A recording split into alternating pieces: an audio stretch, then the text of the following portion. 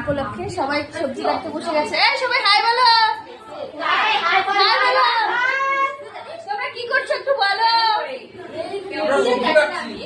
কোথায় দেখি, হাত দেখো। কি করছো?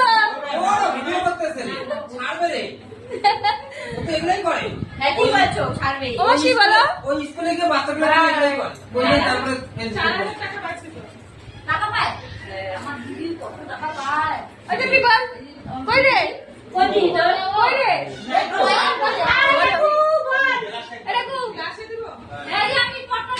পটল কাটছে তো কালকে সবার